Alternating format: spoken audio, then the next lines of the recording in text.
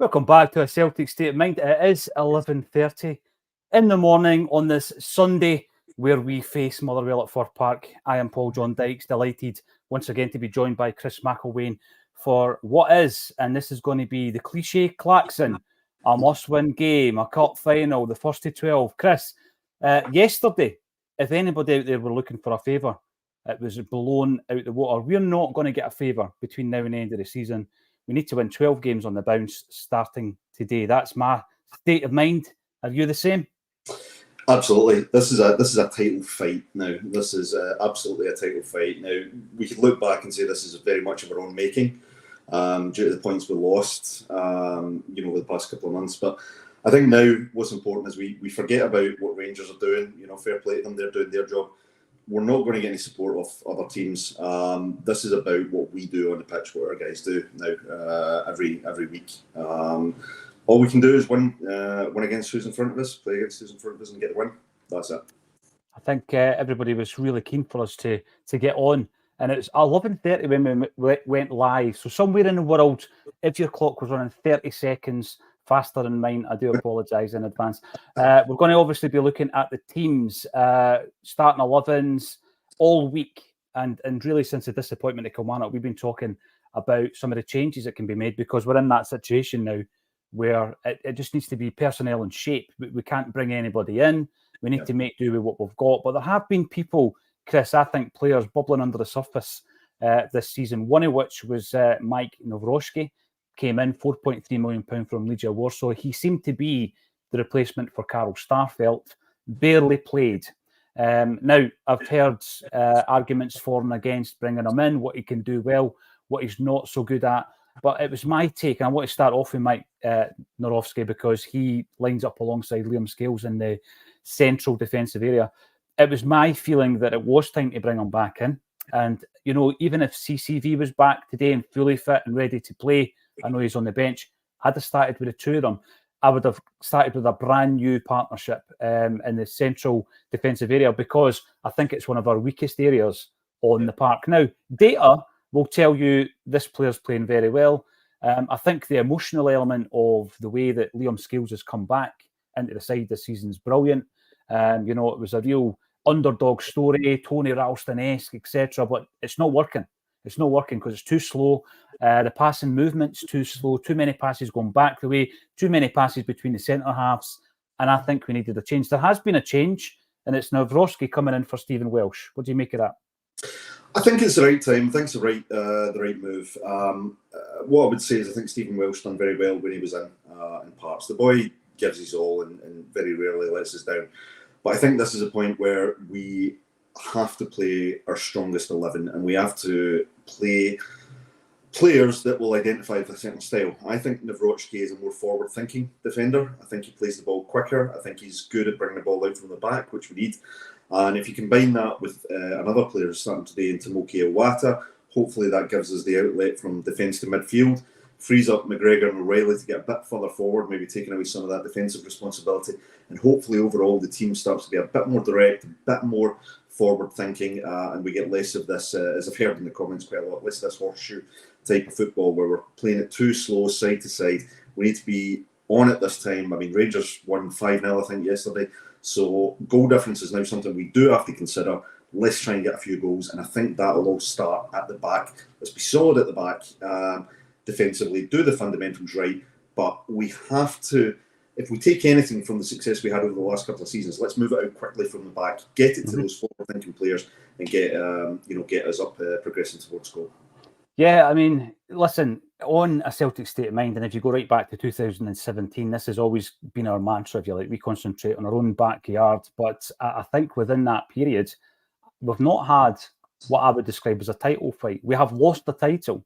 I didn't see much of a title fight that season, to be honest with you, Chris. This season, every single set of fixtures is basically, right, this is what we can do, what's happening elsewhere. And I'm a Celtic fan, but that's the way I work. I've always kind of worked that in a title fight. Let us know in the comments if you care either way. But you're right in what you say yesterday. The job was done at Ibrox, and it was done with a bit of panache, a bit of style, and obviously with lots of goals. And I think going into that, you're looking at fixtures, Chris, and you think, can Hearts take something from them. That away fixture, will that be a tricky away fixture? And I'm probably going to stop thinking like that. I'm now at the point where if you do get anything, if there's a tricky, unexpected away draw or whatever, great, it's a bonus.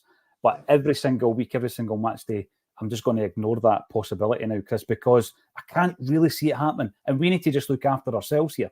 That's it. Yeah, I agree. The only occasions I'm going to be really concentrating on how Rangers are playing are going to be the 2 games we're playing against them. That's it. This is about what our guys now do in the remaining games on the pitch against whoever we're playing. Again, Claxon alert, but every game should be treated as a one-off game, a cup final. We have to go out there and win every game. Draws are not going to cut it now. They're simply not going to cut it, right? And look, I'll give credit where it's due. Rangers are on it. They've been galvanised by the new manager. And I know maybe get pelters for giving Rangers praise, but the fact is they've been galvanised. They've got the new manager bounce. He's taken what I think was a relatively, underwhelming and underperforming team, and he's got them performing at a level. We have to react. We must react, right? And we've got a manager who is a proven winner. I won't get into the elite management debate, but he is a proven winner. He has won in this league. He knows what it takes to win.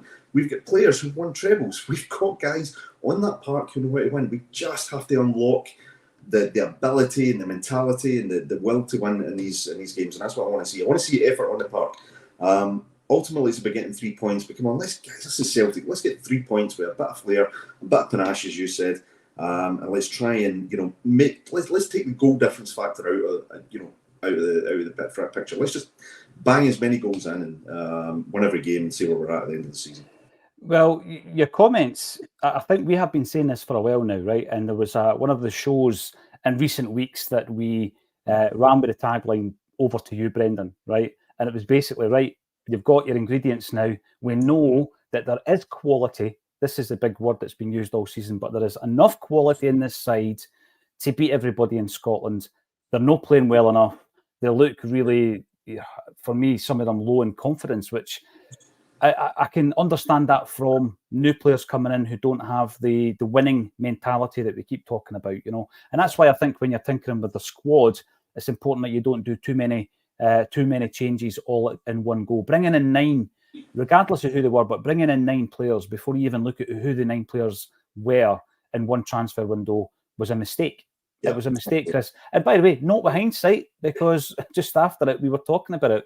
We didn't need that overhaul of players. What we needed was a sprinkling of quality coming into the club. Listen, we've been speaking all season about our issues with the recruitment windows, both of them, in actual fact.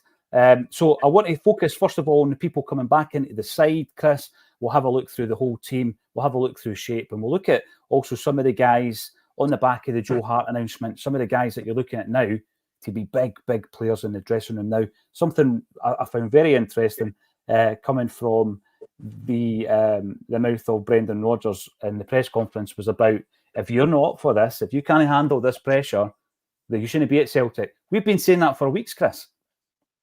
Yeah, absolutely. I mean, look, the jersey doesn't shrink. I think that's the old cliche, right? It simply doesn't. What we need now is we need guys to take the initiative, take the impetus, and actually show that they deserve to beat this club.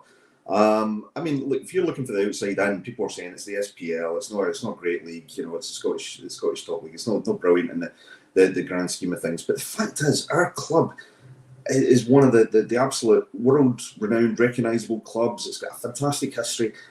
We've produced some amazing players. We've had some amazing players at our disposal. Come on, guys. A lot of people should be viewing this as a great opportunity. And if we're successful, you've got the chance to do it in Europe's top stage, right? So come on, there shouldn't be any need for these guys to have extra motivation. I know that some of the guys look off confidence. They maybe not hit the ground running. I also think new players do need a bit of time to bed in. I can understand that, particularly when you come to a new culture. But then I look at a player like Nicholas Kuhn, for example, right? Wee bit of a journeyman, hasn't really managed to make the step up into the kind of top teams. But here he's got a cracking opportunity at 24, 25 years old, I think he's 24 years old, to come in and really show what he can do. I mean, you get 12 games to become an absolute hero if you can help drive us towards a title.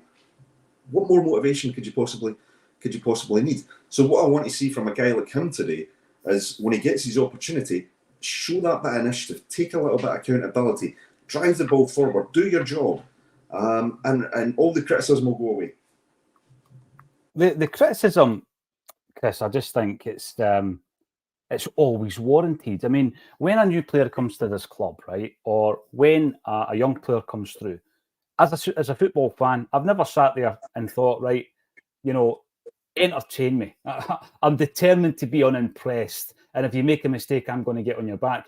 I think what happens is we're now in this mollycoddled world in modern football where it's all about, oh, you better not say that because you might actually hurt his feelings. Right, okay, I get it. We're not saying anything offensive here. We're talking about performance. We're talking about desire, passion, the will to win, all these things that are prerequisites before you pull on the green and white hoops. And I think that when you bring in 9 new players, the chances of the 9 of them having that state of mind are slim to none. And it's been proven this season. We're now up to 11 new players coming into the team. If you haven't seen the starting 11, we're going to run through it 1 to 11. And we're also going to be talking about some of the other guys who have been thrown a starting berth. We start with Joe Hart in goals, news of his retirement during the week. Celtic obviously doing their succession planning really well because we don't have a successor in the building yet, and we're going to have to scramble about and find one in the summer. Brilliant. Alistair Johnston at right back, Greg Taylor at left back, Nawrocki in Scales. Take out Scales, replace him with CCV, and for me, that would have been the defence that I would have ran with. I was talking about it during the week. The midfield 3, I'm delighted to see Iwata in there. We've been kind of shouting for that for a while, Chris. Matt O'Reilly and Callum McGregor, who have been getting a wee bit of stick, I think, on the socials and in the comments. And if I'm going to try and be as balanced as I possibly can, I think we've ran them into the ground this season. I think they're probably running on empty. But because we find ourselves second in the league, 2 points behind if we win today's game, that was in brackets, caveat, asterisk, not taking it for granted, it's going to be difficult to actually rest them. And then up top, we've got Kuhn, Maeda and Kyogo. And I think the front 3 were quite a difficult task to choose. I was talking on Tuesday with Liam Carrigan, and Liam actually changed my mind on who we should play up top because we came away from that discussion with Maeda on the left, Kyogo on the right, and Ida through the middle. Kuhn has been getting a bit of stick. We speak about him, you know, being at Leipzig, being at Ajax, being at Bayern Munich, failing to make the grade at the 3 clubs. You then say, right, this is a guy who undoubtedly has the minerals. He's got talent, Chris, right? Because you do not, you know, come up on the radar of those 3 clubs and then Celtic. You don't come up on the radars of 4 different clubs throughout your career without having the actual talent, the ability, ticking the boxes, all the criteria. And my only doubt would have been, does he have the mettle? Does he have that to play on a big stage? And I think a lot of people have started to doubt that. I felt it was harsh after about 160 minutes of football. I said that during the week. And saying all of that, I'm surprised he's starting because he was really ineffective. However, I don't think we could have started with Palmer because that was the worst we've seen him playing. Yeah, I agree. I think, look, we've spoken about, you know, defensive frailties, but I think a lot of our issues lie in those forward areas, and particularly the wide areas. Palmer, you know, started off absolutely on fire. Assists, goals, worldies, you know, 25, 30-yard goals, great. But the fundamental role of a winger, he seems to struggle with. You know, he doesn't seem to be able to lose his marker particularly well. He's not getting to the touchline. He's not driving the crosses in quickly enough. And his reaction, which has been spoken about a lot, you know, when he does make a mistake, when he loses possession, when something doesn't come off, you know, he's kind of laughing. And he's, you know, I want to see players push themselves a wee bit harder and be a wee bit harder on themselves when they're playing. You know, if something's not going right, don't stand there and smile because you're not going to get the reaction for the fans that you want. So yeah, I agree. I think Palmer's had his opportunity. His performances have definitely dropped off. I know statistically he's still showing, you know, relatively good numbers, but as you said, I think the last week the eye test is not. You know, it's just not working in the eyes of the supporter. So I think taking him out makes sense. Maeda, again, is the same issues with the final product, but I think Maeda gives you enough in another sense to stick with him. With that said, my expectations for Maeda are quite high. I do want to see him come on and really up his game. I feel as though his performance levels have dropped off a bit this season. So I want to see him, you know, really kick on. And for the love of God, we have got to get the ball to Kyogo. I mean, just look, it cannot be that difficult. We were doing it for the past 2 seasons. Let's just try and find a way to bring the little man into play. And do it quickly. I think that the pace, the tempo, there used to be that kind of meme element to John Collins where he was talking about high tempo and all this. And, you know, people used to kind of doorstep him on the phone and say it to him, and he found it quite funny. I actually was quite surprised with John Collins. I'd never met him in my life until we did that event last year in October, Chris. And he was really just like laid back and chilled out and quite a funny guy, right? He was up for a bit of crack and patter.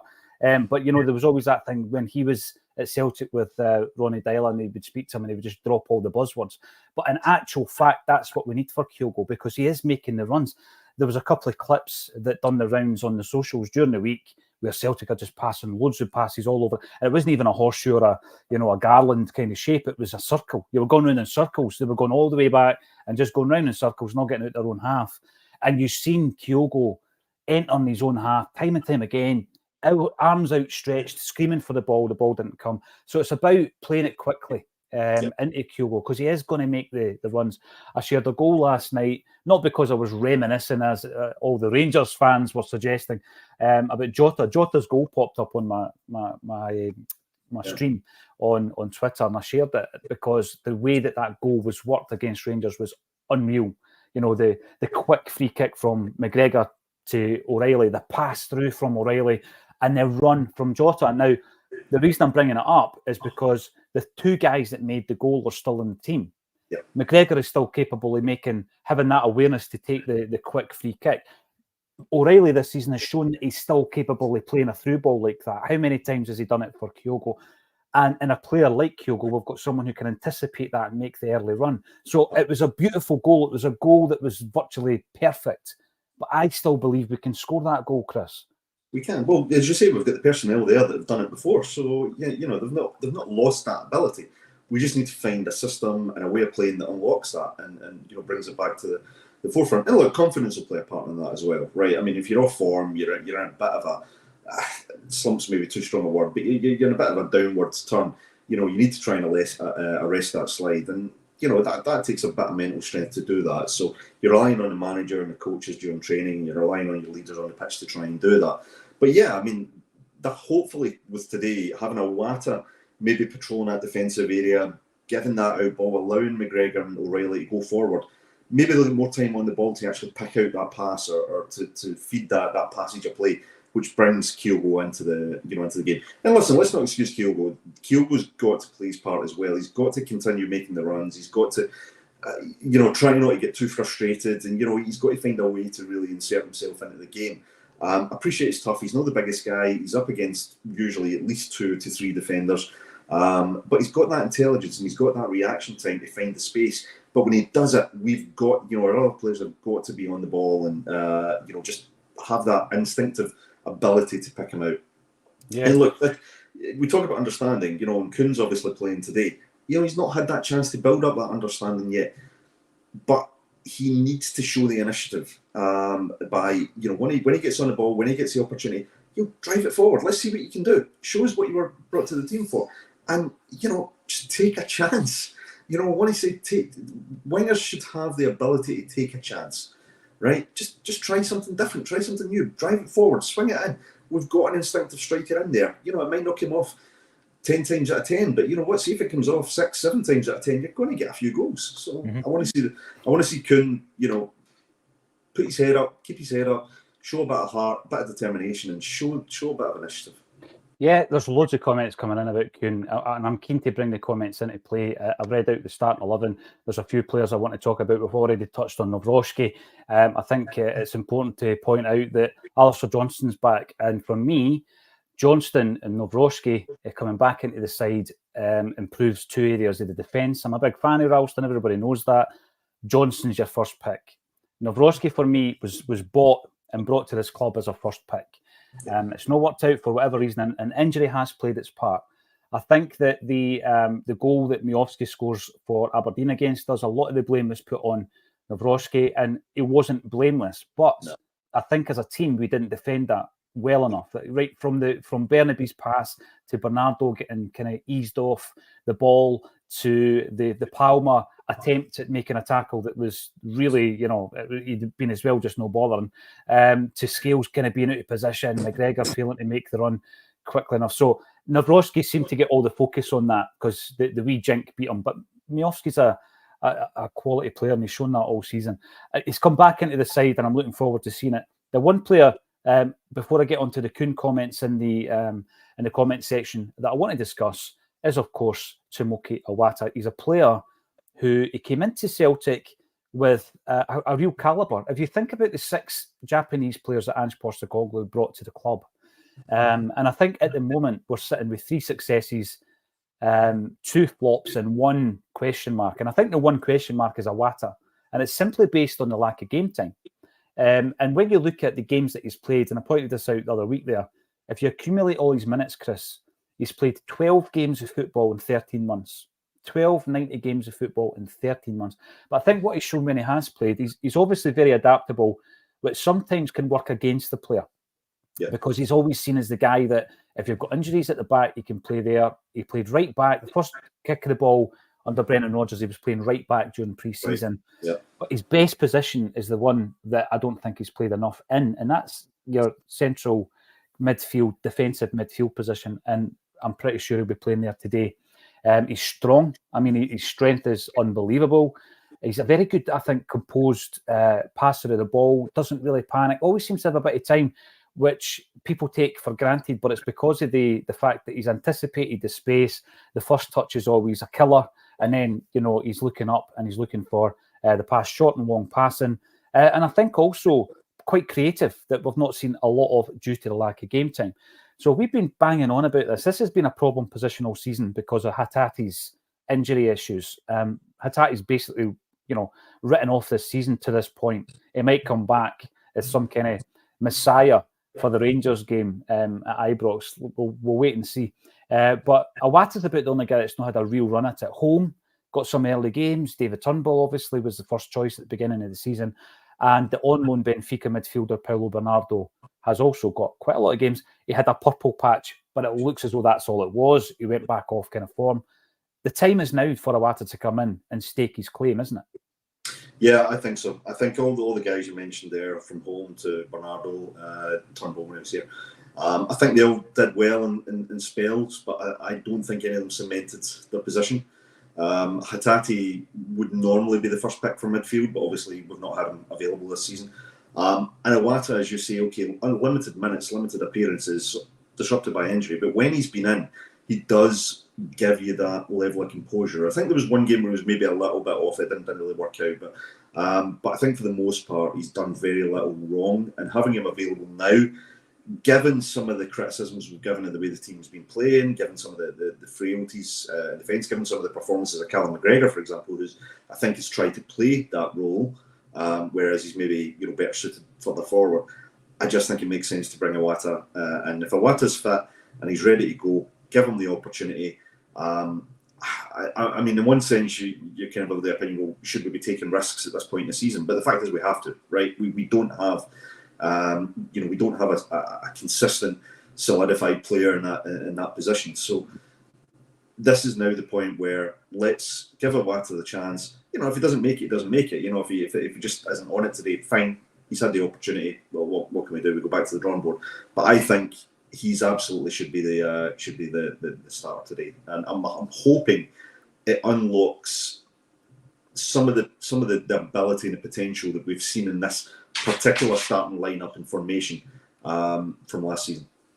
Yeah, I think that when you look at the Iwata scenario, I get that he's had injuries, but I do think that he's the most underused player when fit in that position. Yeah, I do know that he has had injuries, and I take that into consideration. Motherwell, the team are playing today, 9th in the table, and the last 6 games, 3 draws, 1 win, 1 loss.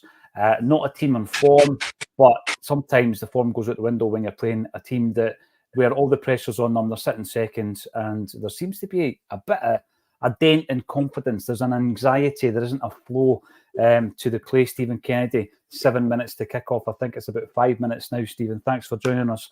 Good to see you in the comments. Jerry Taylor, obviously watching the game at the moment. AJ looking like Batman today. Depends which Batman you mean. I mean, that could mean anything. Is he running about with a cape on? Is it the old George Clooney with the nipples on the suits, which went down well? Let's hope he puts in a superhero performance today. No messing, no mercy. There you go. That's another wee klaxon. Boghead Bob, playing your only defensive mid and defensive mid. Interesting tactic. Yeah, it might just work. It might just work. Mantis Toboggan MD, 12 wins from 12. Sounds like a huge stats, like anything. If you look at it in its entirety, it looks unsurmountable. But then if you just, and it is cliched, but if you just take that one game at a time, go to Motherwell, get 3 points. That's all we can focus on right now. And that's what Mantis Toboggan is saying there. Surely we should give Kuhn longer, says Shamrag Derg. Sorry if I've mispronounced that. James Conley in the avatar, though, I noticed that. I think that there is a lot of stick, and there's a lot of people going on about what Palmer has done this season. And to be fair to Palmer, yeah, he does have very, very good figures. But if you're playing it on form, Chris, Palmer was way off it. I mean, he was way off it. And when you look at a player who makes a mistake and grins or smiles about it, I try my hardest to be balanced about that, because I think that none of us have played in an arena where there's 60,000 people in the stands. There's literally hundreds of, there's millions of people watching worldwide, and you make a mistake. How do you react to that? I don't know how you react to that. But is it a nervous thing? I don't know. But obviously, from a fan's perspective, you're looking at it and going, what are you smiling at? This isn't funny. That ball has just rolled under your studs and you've given away possession within the first 5 minutes of the game. So I think it was right, actually, for Palmer to drop out. I think he needs to take a wee sidestep. And I always remember a story. It was Teddy Sheringham. I read his book years ago, and he spoke about Brian Clough. And when Teddy Sheringham signed for Forest, I think he had been at Millwall, and they signed him for Forest. He was playing murder. He was having an absolute horrific time of it, not scoring goals. And Clough sat him on the bench and told him to pay attention to what was being discussed on the bench. Because, you can talk about it all week, but seeing live time when you're seeing somebody doing something right and the coaches are obviously acknowledging that, or if you see something doing it wrong, and again, they're discussing that, it's all about understanding when to come inside, when to go outside, that kind of thing. So I think it's the right decision for Palmer to be on the bench, and I do think we need to give Kuhn more time because he's a new player, right? And I think he's been a victim somewhat of the poor transfer windows, Chris. It's as if he's not even been given the leeway of a normal Celtic signing. Yeah, he was under pressure straight away, as I think quite a few of the signings have been, because it's big expectations. But that should have been made abundantly clear to him right from the start. And this is something that should be getting drilled into him by, I think, the manager and the coaches, to say, look, there's no place to hide here in front of 60,000 fans, or even, the lower number of away fans. In today's case, we have to make sure. I'm all for trying to protect players. I think, in many cases they do need that. But at the same time, we have, if you're coming to Celtic, you're coming here with the understanding that if you get into the first team, people have high expectations. Fans have high expectations. Your management, your teammates will have high expectations. So I think you've got to rise to that. And I see in Kuhn a little bit of what we saw with Yang when his first couple of appearances, when again it looked as though the crowd's reaction, and even from the opposition fans, he wasn't quite sure how to react to that. It looked a little bit like a deer in the headlights at times. And I think, it's understandable players that the infancy of their Celtic career will face that. But they do have to find a way to overcome it, either with the support of the coaches, or the staff, or their teammates. But at some point, you've got to, if you want to wear this jersey, you've got to rise up and you've got to play to the expected standard. And I think that goes back to something that Callum McGregor said in his interview the other week. Players need to be reminded of the standards here and need to be able to show their mettle and rise to the occasion. So, yeah, I think Kuhn deserves a little bit of time, a little bit of patience, but we're not really in a position where we can afford too much of that, because, as we've said, we've got 12 games here and we need to win all 12 to really give ourselves the best possible chance. Yeah, 100%. I've been checking the Motherwell Twitter page and they haven't actually posted it as far as I can see. They're starting 11, although if you're watching on the TV, I'm sure you'll know what it is. On the bench for Celtic, Scott Bain, the aforementioned Lewis Palmer. We've got Adam Ida on the bench as well. Yang, who I agree with Chris, looked like a rabbit in the headlights when he first came in. Is in there. Carter Vickers on the bench. Brilliant to see him back. It's so important to get these guys back. And then once he re-enters the team, then it's Rio Atati we're looking at. We've got Bernardo. Daniel Kelly, brilliant to see him on the bench, and Tony Ralston. Stephen Welsh may well be injured. Marco Tillio's agent is in on the chat. Tillio's goal was Messi-esque. Thank you, Marco Bastore. All our wingers are away scoring goals. Mikey Johnston and Marco Tillio. Let's make sure that one who's still at the club can do that today. Let's hope that Kuhn can put in a really good performance. And let's go to the action. 1,000 strong on the pre-match. Thank you, everybody, for getting involved. Give us the thumbs up. Subscribe to the channel if you haven't done so already. And come and join Chris and I at half-time, and we'll be talking about the first 45. All that's left for me to say, Chris McElwain, thank you for joining me on A Celtic State of Mind. Thanks, Paul.